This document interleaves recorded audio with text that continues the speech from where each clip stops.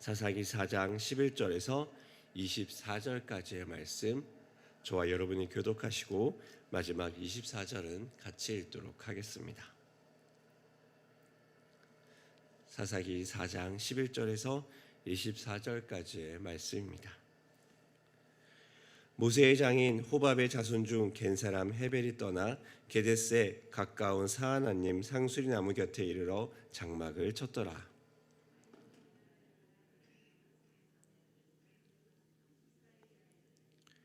시스라가 모든 병거 곧 철병거 900대와 자기와 함께 있는 모든 백성을 하루셋 학고임에서부터 기송강으로 모은지라.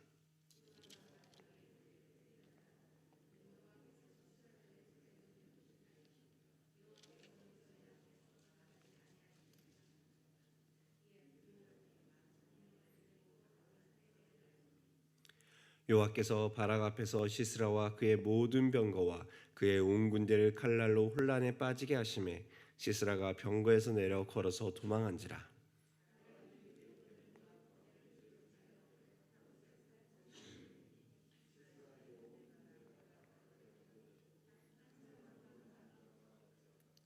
시스라가 걸어서 도망하여 겐 사람 헤벨의 아내 야알의 장막에 이르렀으니 이는 하솔 왕 야빈과 겐 사람 헤벨의 집 사이에는 화평이 있음이라.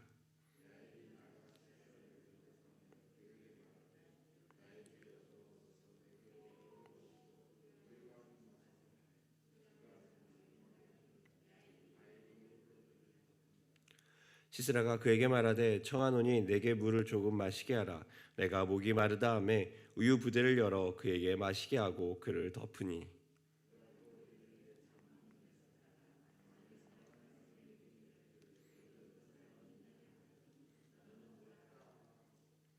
그가 깊이 잠드니 헤벨의 아내 야엘이 장막 말뚝을 가지고 손에 방망이를 들고 그에게로 가만히 가서 말뚝을 그의 관자놀이에 박음에 말뚝이 꿰뚫고 땅에 박히니 그가 기절하여 죽으니라.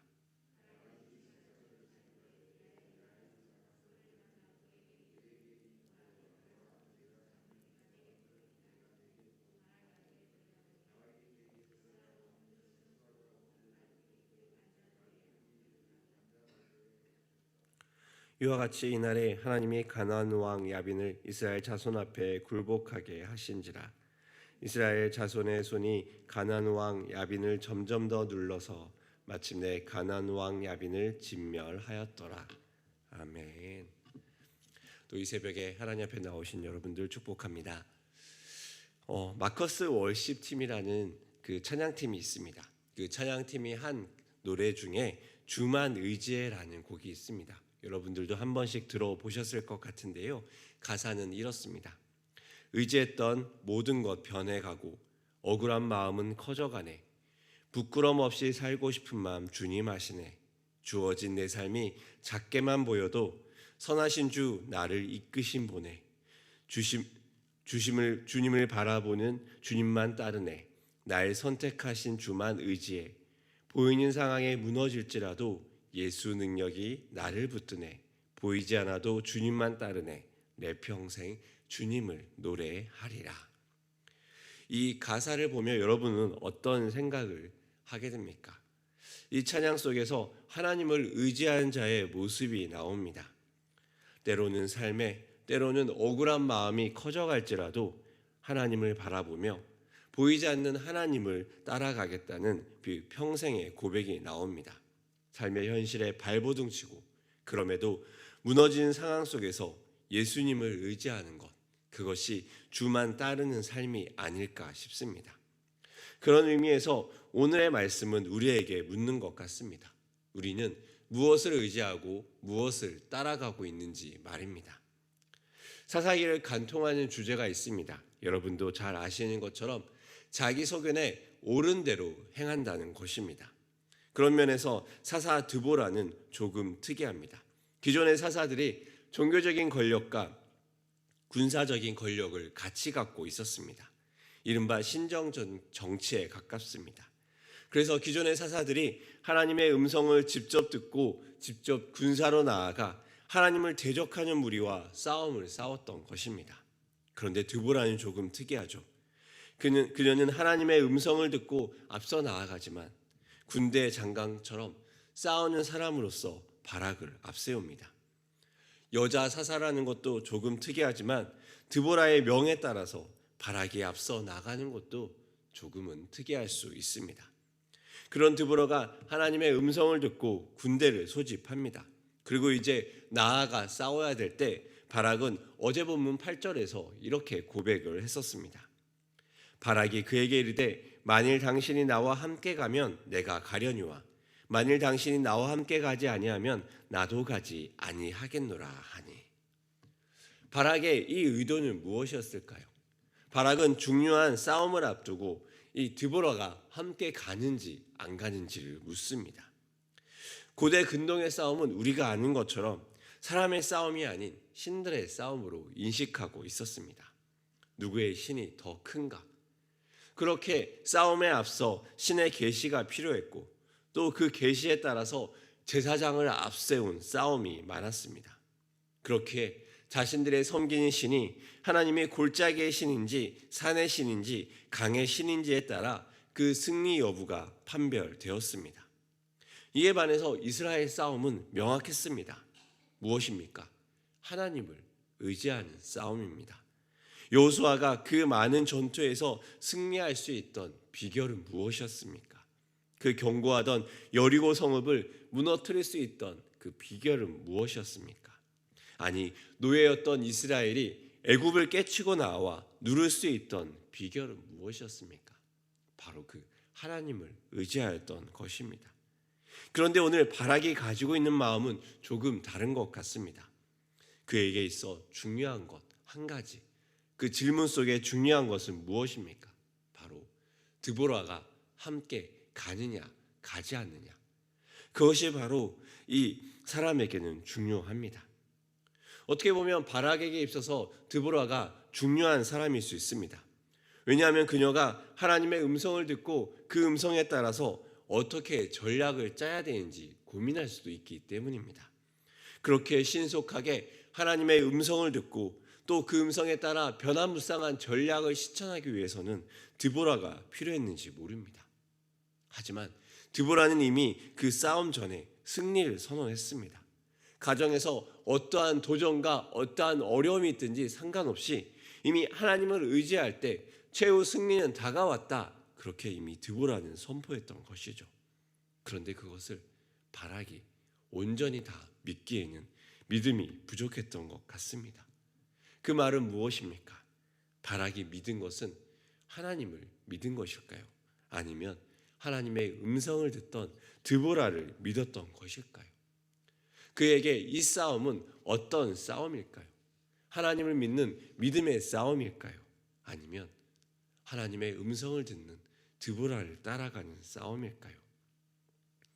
우리는 의지할 수 있는 것을 찾습니다. 심지어 코로나 블루로 사람들의 마음이 무너지고 어려운 시간들이 되자 불신의 시대를 사는 미디어에서도 마음의 평안을 위해서 종교를 추천하기도 합니다. 세계대전 이후 모더니즘과 히피와 등등의 저항 세력으로 주류 기독교를 떠났던 서구의 많은 사람들이 오히려 나이가 들면서 하나님을 찾아온다고 합니다. 왜냐하면 그들에게 필요한 것은 주님의 집, 누군가에게는 영혼의 집이 필요하기 때문입니다. 또 누군가에게는 향수로서, 또 누군가에게는 생의 마지막을 준비하기 위해 신이 필요했는지도 모릅니다. 드보라의 명에 따라 나아가는 바락도 그리 자유롭지 않습니다. 이에 맞서는 시스라는 어떨까요? 시스라는 바락이 다볼산에 올라간 것을 바라봅니다. 그리고 시스라는 13절에 이렇게 이야기하고 있습니다. 우리 함께 13절의 말씀 같이 한번 읽어보도록 하겠습니다. 시작. 시스라가 모든 병거 곧 철병거 900대와 자기와 함께 있는 모든 백성을 하루셋 학고임에서부터 기송강으로 모은지라. 아멘. 이 짧은 구절에 모든이라는 단어가 2번이나 나옵니다. 시스라는 바락이 지친 것을 보고 이제 전투를 준비합니다. 그는 모든 동원할 수 있는 병거, 그것도 그 당시 문화 중에 앞선 철병거를 긁어 모읍니다. 무려 900대가 나옵니다. 이스라엘이 출애굽을 합니다. 홍해를 건너기 위해 전진합니다. 그러한 이스라엘을 보냈던 바로의 마음이 바뀌죠. 그리고 급히 쫓아가 이스라엘 백성을 잡아오기 위해 그가 끌고 간 병거는 얼마냐면 출애굽기 14장에 의하면 600승이라고 합니다. 하나님께서는 다시 볼 수 없을 거라 말했던 그 병거입니다. 그 강력한 애굽보다 더 많은 병거, 그것도 철병거 900대를 오늘 모읍니다. 오늘날로 치면 보병들이 가득한 곳에 신식 전차 부대들을 잔뜩 긁어 모아 그 보병들을 상대하는 것입니다. 그리고 자신의 통치 아래에 있는 모든 군사들을 끌어 모읍니다. 어떻게 보면 예상 가능한 것 아닙니까?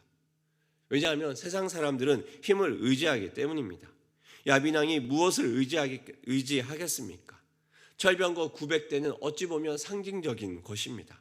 야빈왕의 권력, 강력한 힘을 상징합니다. 왜냐하면 어제 본문 3절에는 야빈왕은 철병거 900대가 있어 20년 동안 이스라엘 자손을 심히 학대했으므로 이렇게 표현하고 있습니다. 그들이 이스라엘 자손을 누르고 이스라엘 자손을 학대할 수 있는 힘, 그것은 다름 아닌 철병거의 힘이었기 때문입니다. 그렇다면 이스라엘에게는 그 철병거가 무엇이었겠습니까? 두려움과 공포의 대상 아닙니까? 그 철병거가 나타난 곳마다 패하였던 이스라엘의 기억이 있습니다. 그 철병거가 나타날 때마다 당했었던 그 공포가 떠오르지 않겠습니까? 그렇게 패권을 차지하고 유지하게 했던 철병거 900대가 드디어 모두 얼굴을 드러내는 것입니다. 야빈왕의 전면전입니다. 그리고 모든 백성이 군인들로 끌려 나옵니다. 야빈왕으로서는 자신이 의지하던 것, 그것을 모두 가져와 오늘 이스라엘 백성과 함께 전면전을 벌이는 것입니다. 어쩌면 어디서 감히 이스라엘이 이런 마음을 가졌는지도 모릅니다. 그렇다면 이 전쟁은 어떻게 되겠습니까? 이스라엘의 군대를 앞장서는 바락은 무엇인가? 하나님을 의지하거나 전적으로 하나님을 신뢰하지 못하는 것 같습니다. 아이성과 같은 전투의 결과가 나올지 불안하지 않습니까? 이에 맞서는 세상의 강력함으로 무장한 사람이 있습니다. 바로 야빈입니다. 그는 이미 그것으로 20년간 승승장구하였던 세상의 권력을 드러냅니다. 이런 모습 속에서 하나님은 어떻게 일하겠습니까? 하나님을 따르는 자가 하나님을 온전히 신뢰하지 못하고 세상은 세상의 강력한 힘을 의지하여서 오늘 함께 맞붙는 것입니다. 하나님은 일하시겠습니까? 하나님은 어떻게 일하시겠습니까? 드보라는 바락에게 공포했습니다. 14절 중반의 말씀입니다. 여호와께서 너의 앞서 나가지 아니하시냐. 이것은 선지자 드보라가 하는 말입니다. 구약에서 선지자들은 때로는 사람의 눈으로 보이지 못하는 믿음의 눈을 떠야 보이는 그 환상이 있습니다. 아람 왕이 도단성을 포위합니다. 두려워하던 게하시는 엘리사에게 난리를 칩니다. 그러자 엘리사는 다른 것을 봅니다. 게하시가 본 것은 아람 왕의 군대를 보았지만 엘리사는 하나님이 보여주신 눈으로 그것을 새롭게 봅니다. 엘리사의 눈에는 하나님의 불말과 불병거가 산에 가득 찬 것을 봅니다. 믿음의 눈을 들면 보이는 것이 다르다는 것입니다. 보이는 것이 다른 것은 현실에서는 전혀 다른 믿음으로 살게 합니다. 드보라 역시 봅니다. 앞선 철병거 900대가 가득히 전투 가운데 있는 것이 아니라 여호와께서 이 전쟁에 앞서 나아가는 것을 봅니다. 그러니 기대가 생기지 않겠습니까? 이것은 추상적인 믿음의 일이 아니라 대단한 믿음을 사용하는 것이 아니라 하나님이 앞서가고 그 하나님을 따라가는 자들이 그 믿음의 눈을 들면 보이는 그것입니다. 드보라는 그 믿음대로 15절에 이렇게 얘기합니다. 여호와께서 바락 앞에서 시스라와 그의 모든 병거와 그의 온 군대를 칼날로 혼란에 빠지게 하시매 시스라가 병거에서 내려 걸어서 도망한지라. 다볼산은 평지에 볼록 솟은 산으로 되어 있습니다. 그리고 시스라는 기손강에 군대를 모았습니다. 시스라의 전략은 간단합니다. 기손강으로 내려오면 철 전차에서 화살을 퍼붓고 다가오면 투척용 창을 이용해 이스라엘 보병을 찌르게 됩니다. 그리고 다볼산으로 도망하면 1.2km 정도에 이르는 길을 포위하고 에워싸서 전차 부대로 내려와서 공격하면 이스라엘군을 순식간에 전멸할 수 있는 전략입니다. 어찌 보면 진을 친 이 모습은 이스라엘에게 불리해 보입니다. 그런데 하나님이 앞서 가십니다. 앞서가서 하신 일은 무엇이냐면 병거와 군대를 혼란에 빠지게 합니다. 심지어 병거에서 내려 걸어서 도망치게 합니다. 왜 그렇게 합니까? 일반적이라면 말이 모는 전차를 타고 도망가야 되는 것 아닙니까? 그리고 그 군대는 혼란에 빠져 어떤 모습을 취하게 되었을까요? 내일 나올 사사기 5장 4절에서 힌트를 얻을 수 있습니다. 사사기 5장 4절은 이렇게 얘기합니다.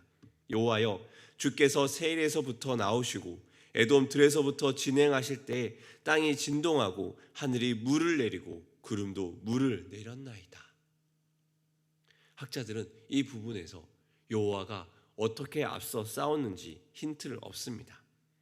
고대 근동에서 전투는 주로 건기에 일어납니다. 딱딱한 바닥에서 끈적거리지 않고 발이 빠지지도 않는 곳에서 싸우게 됩니다.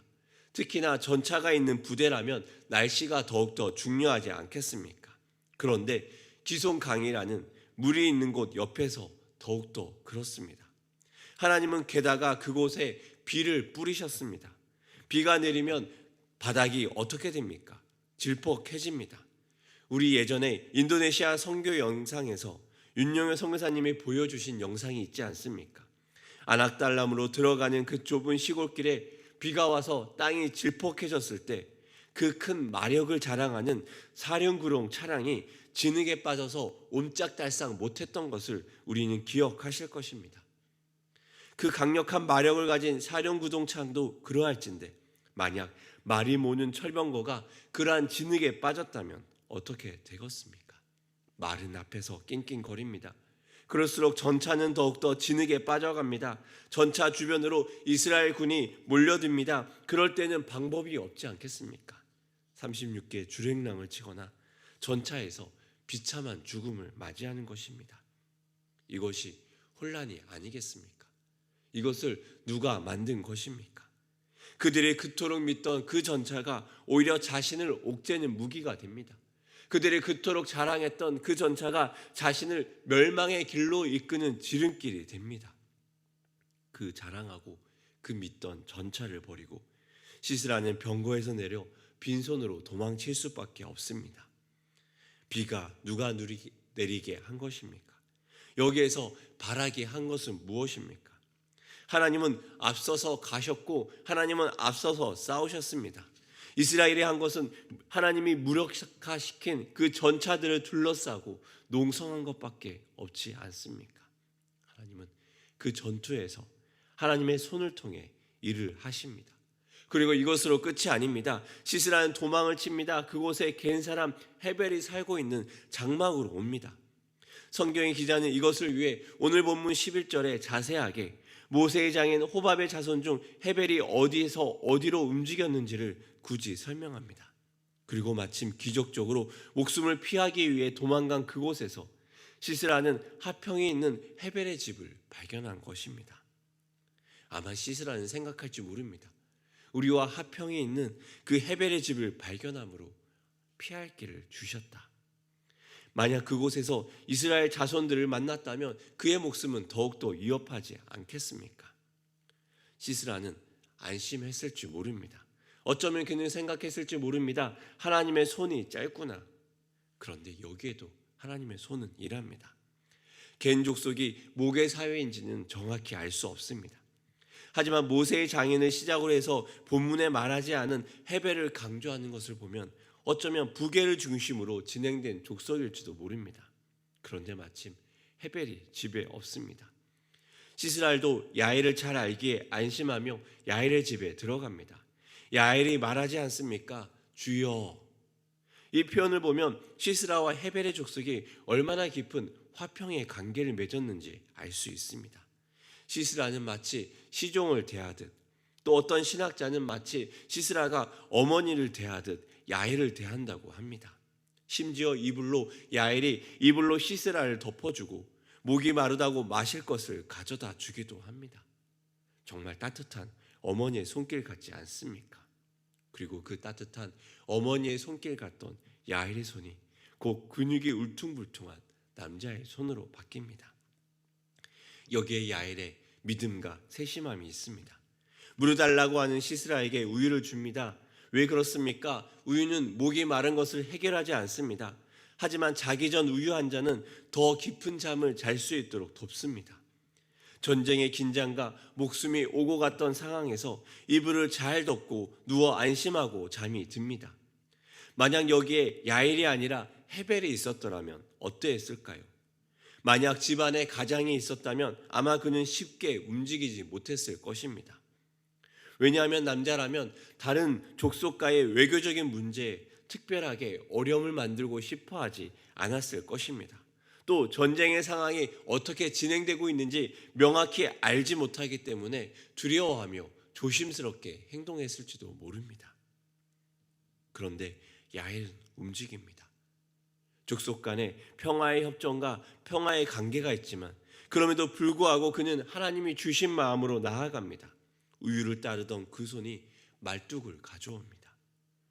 이불을 덮어주던 그 손이 이제 방망이를 들고 말뚝으로 살아있는 성인 남자의 머리를 깨쳤습니다. 어찌 보면 징그럽고 잔인합니다. 그럼에도 불구하고 그는 마치 하나님의 영이라도 임한 사람처럼 하나님의 일을 합니다. 그렇게 오늘 본문의 23절은 그것을 정리하듯이 이렇게 얘기합니다. 함께 본문의 23절의 말씀을 읽어보도록 하겠습니다. 시작. 이와 같이 이날에 하나님이 가나안 왕 야빈을 이스라엘 자손 앞에 굴복하게 하신지라. 아멘. 누가 가나안 왕 야빈을 굴복하게 하셨습니까? 주인 되시는 하나님이 일하셨습니다. 사람이 하는 것처럼 보이지만 사람이 의지하던 모든 것을 하나님은 무너뜨리고 철병거도 시스라를 지켜주지 못하고 바락에 의지했던 사람도 승리케 하는 도구가 되지 못했습니다. 그 많은 이스라엘의 군대도 승리를 가져오지 못했습니다. 하나님은 직접 하나님 자신이 일하셔서 비를 내시고 하나님은 모든 사람이 예상하지 못했던 여인을 통해서 이스라엘의 회복을 명하십니다. 누가 하신 것입니까? 하나님이 하셨습니다. 이것이 우리 인생의 삶 아니겠습니까? 예상치 못한 상황 속에 하나님을 의지할 때 하나님은 우리의 예상을 넘어 일하십니다. 우리가 의지했던 것은 떨어지고 우리가 의지했던 것은 무너지지만 하나님은 우리가 의지했던 것을 사용하는 것이 아니라 하나님을 의지할 때 하나님을 의지하는 그 사람의 삶을 통해서 하나님은 일하십니다. 매일 반복되는 일상의 삶에서 우리는 하나님을 온전히 의지하고 있습니까? 우리의 손은 누구를 붙잡고 있고 우리의 손은 무엇을 붙잡고 있고 우리의 마음은 무엇을 의지하고 있습니까? 우리는 눈에 보이는 것만을 바라보고 있지 않습니까? 우리가 눈에 보이는 것을 넘어 믿음의 눈을 들 때 하나님은 우리의 일상을 바꾸시며 우리의 눈이 그냥 앞에 있는 철병거밖에 못 볼지라도 믿음의 눈을 들 때 그 철병거를 넘어 우리의 앞서 일하시는 하나님을 보게 되며 그 하나님이 우리의 일상을 바꾸시며 일하시는 것을 바라보게 되실 것입니다. 사랑하는 여러분, 우리는 무엇을 의지하고 있습니까? 우리의 일상의 어려움 속에 눈에 보이는 것들 가운데 불안하고 두려움에 빠져 있지 않습니까? 믿음의 눈을 들어 그 상황을 다시 보십시오. 하나님을 의지할 때 하나님은 앞서 일하시며 우리의 그 모든 상황을 바꾸어 가실 것입니다. 오늘 일상의 삶을 살아갈 때 하나님을 의지하며 똑같고 두렵고 염려되는 그 일상이 하나님이 앞서 가심으로 변화되는 것을 경험하는 일상 중심의 한 분 한 분 되시기를 소망합니다. 그 믿음으로 살아가는 여러분 되시기를 축복합니다.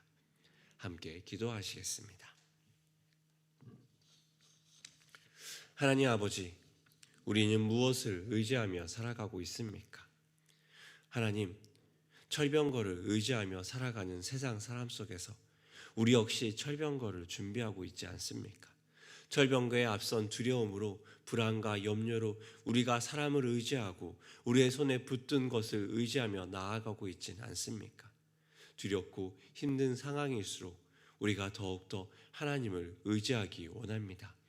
사람의 눈으로 보기에 두렵고 염려되는 그 모든 상황 속에서 믿음의 눈을 들어 하나님을 바라보게 하시며 믿음의 눈을 들어 앞서 가시는 하나님을 의지할 수 있는 그 믿음을 허락하여 주시옵소서. 그리하여 믿음의 눈을 들어 바라볼 때 두렵던 우리의 일상 가운데 믿음으로 변화시켜 나아가며 앞서 가신 하나님이 만들어 가시는 믿음의 역사를 바라볼 수 있는 믿음의 눈을 우리 가운데 허락하여 주시옵소서. 그리하여 우리의 일상이 두려움의 일상이 아니라 하나님 앞서가는 것을 바라보며 기대하며 순종하며 나아가는 하나님의 소망의 일상이 될 수 있도록 우리의 삶을 바꾸어 주시옵소서. 일산 중신의 성도들 한 명 한 명 붙들어 주사 두려움과 그들의 세상을 의지하며 나아가는 것이 아니라 하나님을 의지함으로 세상을 믿음으로 변화시켜 나아가는 믿음의 사람들 한 명 한 명 될 수 있도록 주여 축복하여 주시옵소서. 감사드리며 예수님의 이름으로 기도합니다.